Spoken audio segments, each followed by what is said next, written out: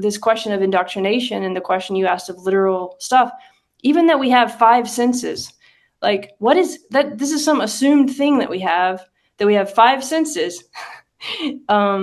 There's plenty more senses. I mean, even neuroscientists, like the most hardcore, will tell you there's nociception and proprioception and all these things, right? And then if you really want to get deep into it, you could find 20 or 30 senses. It's like a group of cells that has a particular. Anyway, we don't need to get into all that. But I guess what I'm saying is seeing without eyes or sensing without eyes in the way that we think of as sight feels to me like a really interesting place to hold all this stuff together.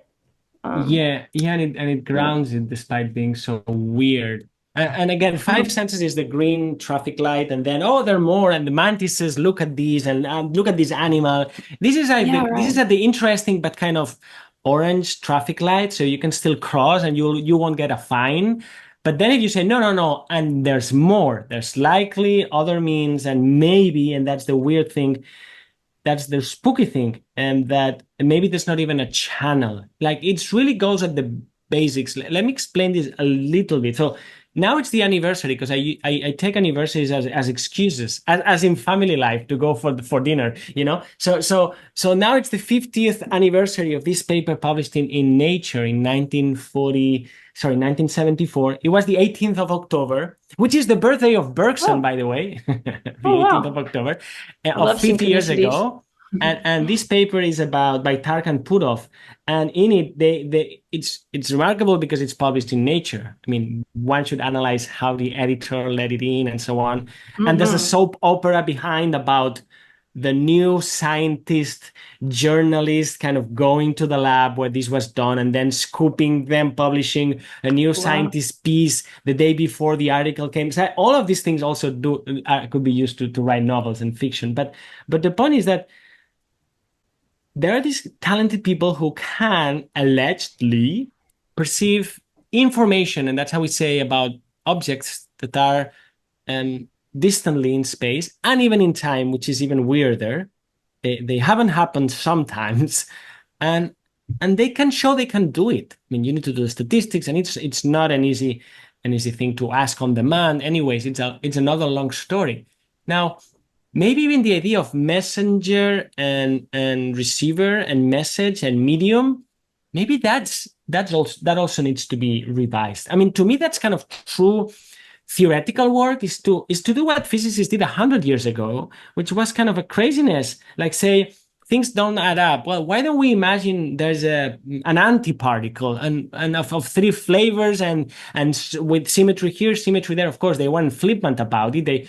They luckily had equations, and they were very clever people. Well, this kind of boldness, I think it's needed to rethink these processes. So also understand the lineage. This is a very important word you said, like the history. I think of this as in family constellations. I'm not sure if the viewers know what this is, because, again, a scientist talking about family constellations, but I think we should constellate our scientific ancestors, It's like, granddad did that.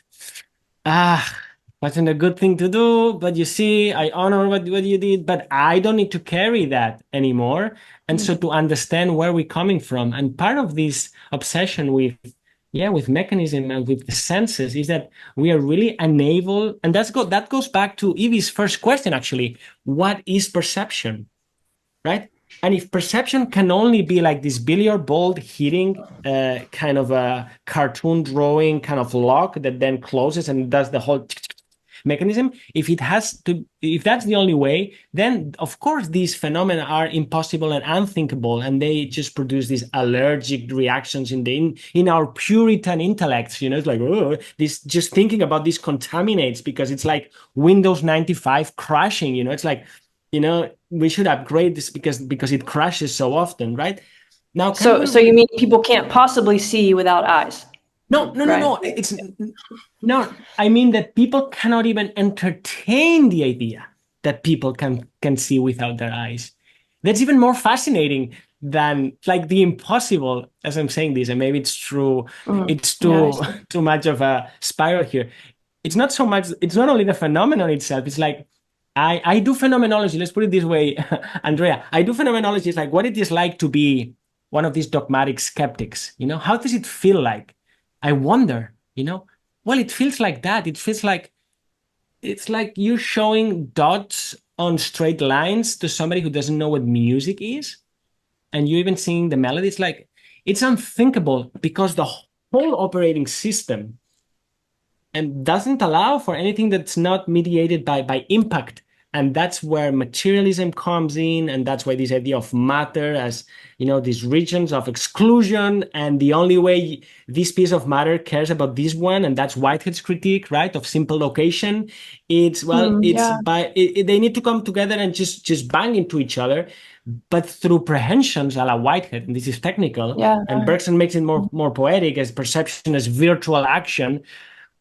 Well, then we are truly entangled, and so it should be possible to start entertaining how is this even possible, to give it a frame so that we can conceive that yes, I saw it and I've seen it with my own eyes. This guy drew on this, with this high-tech technology again, no hadron collider. I'm sorry, funding agencies, you won't have these billions of money scattered around your friends, but with this technology, the guy can draw an image that's in a pool of images or far away or that hasn't been picked yet. So it's like a magic trick. When you see a magic trick and you go like, ah, no, you say no, but it's a trick. But often reality, it's like that all the time, and probably there's no trick. I really understand that person that you described who just can't entertain the question, because there's been times in my life when I've been that person. Even as kind of crazy a life I've lived, and I've had a lot of experiences that are definitely very hard to explain and so forth and so on. But I really know what it's like to be confronted with something you thought wasn't possible, right? And that then you kind of have to go, you just have to realize it is possible. I mean, think of like the Northern Lights or something, if you didn't know what the Northern Lights are and you just see them. Or, there's all kinds of things like this that before you understand or see them, you couldn't imagine it's possible. Then it happens. It's completely like ontological shock or whatever that term is. And then you start to understand how it happened or whatever, because you realize other people have taken it seriously and they've seen it, and you can, all these things. But I guess it just relates to me to that what I keep harping on in a way of that we think things have to fit into particular categories, and we reject ourselves or our own experience or each other when they don't fit into categories, and how to like loosen that and be a little more gentle without being sloppy or making crap up or saying there's no truth, or because those aren't the same things. Like, actually, the more you can follow the path of something and really look at it, the closer you get to truth. But like you brought up the mountain before, we can think of any landscape. There's always a million paths you can take to get any place, right? And if we both meet in the same place and try to just, and I say I came this way, and I assume you came the same way, and we describe it and it's completely different, we're going to fight. And I think that's what we do all the time. We assume we've been on the same path. We've been in completely different landscapes. We've gotten to the same place. The place looks different to us because we've had different experiences to get there. And then we just fight about what the path was like and what the place looks like, instead of learning from each other and like all this richness of learning about the other path or learning a different way to see that place. Because as we're expressing, as you express in your paper, there's so much more that could be phenomenologically experienced. Yeah, it's just, I don't know, what is that? Like, why do we judge each other so harshly and judge ourselves so harshly when we come up against something that shocks us in that way? Have you, like, you've had to come up against that, and you're working in these ways. Like, have you found a way to sit with that? And I mean, maybe it is something that needs meditation or prayer. I don't know. Yeah. What's your experience? Let me first go back, because you're talking about the boxes and the categories, and wasn't it Deleuze who said that philosophy's job is to invent concepts?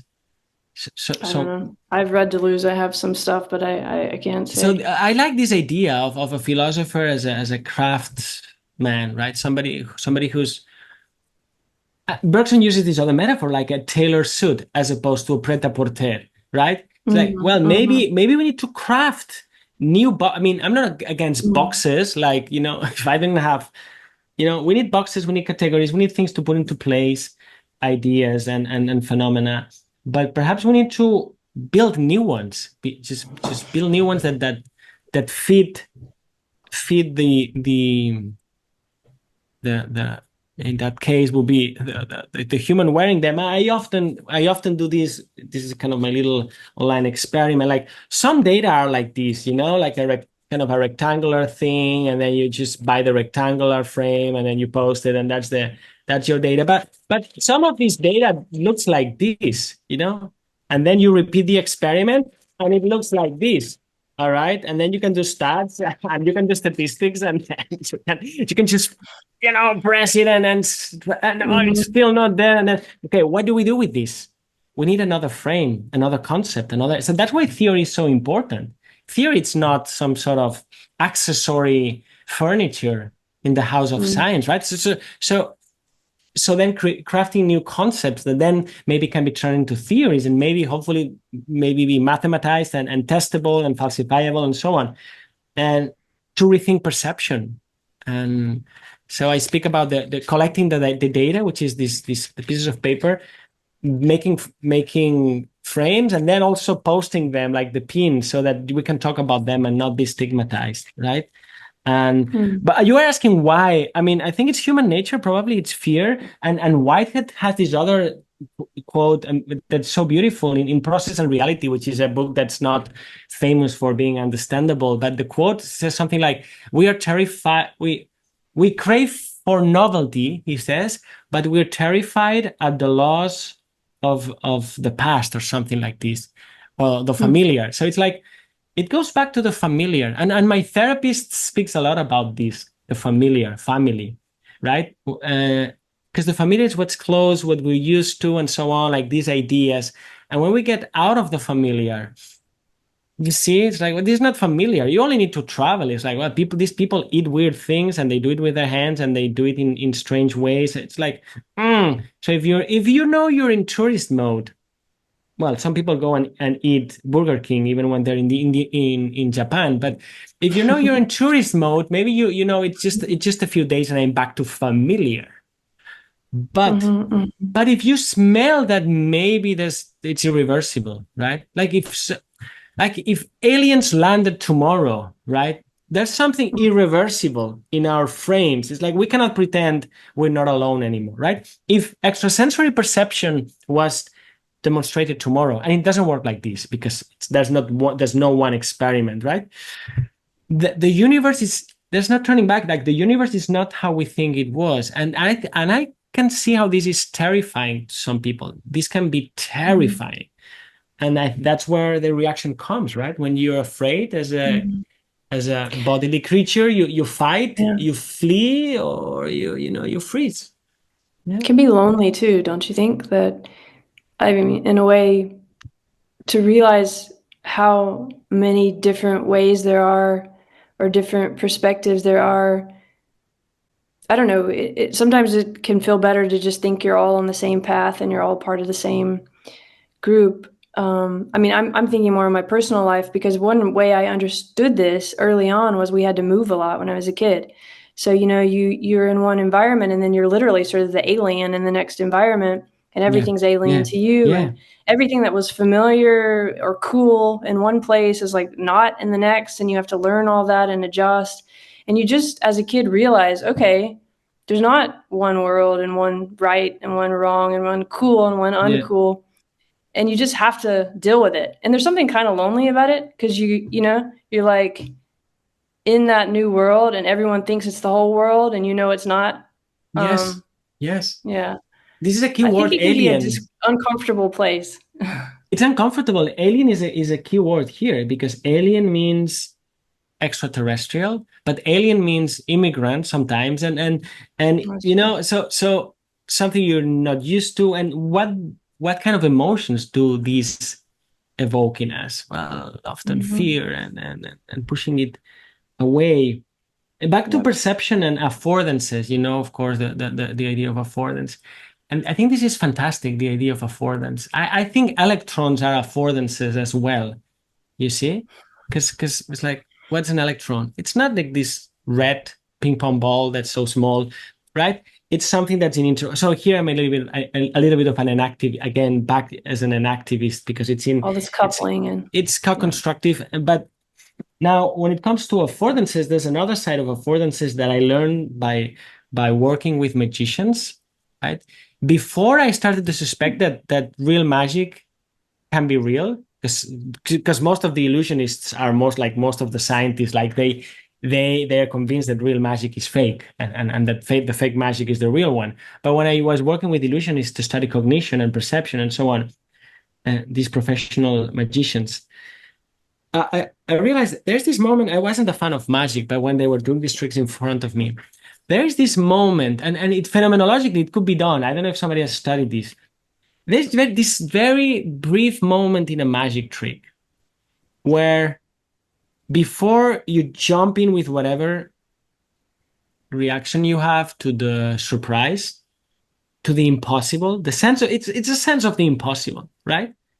Like I do it to my daughters, but they don't appreciate my magic anymore. But when you go like this, you see it like here, okay, blow. Oh, it's not here, right? Okay, you go like this.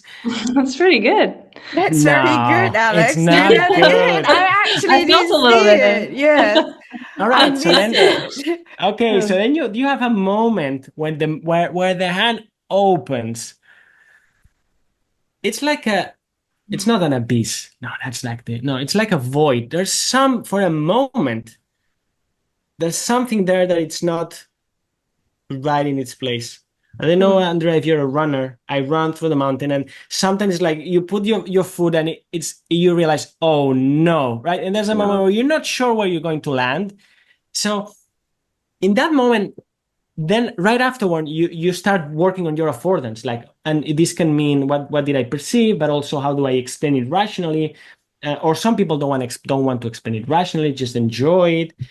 Now, sometimes I think that for some of these people, and it's not good to talk in terms of us and them, but an ontological shock. Yeah, let's put it this way: an ontological shock is this brief sense of the impossible of the magician, which is done in a safe place because you're in a theater, and the kind of social affordance is that you're going to be tricked. You paid to be tricked, right? Everything is like in a circus where there's a net. Yeah. Now imagine stretching this so that it doesn't last half a second or a second, but that it lasts minutes, and you're not even sure this is a magic trick anymore. So I suppose that's how an ontological trick must feel like.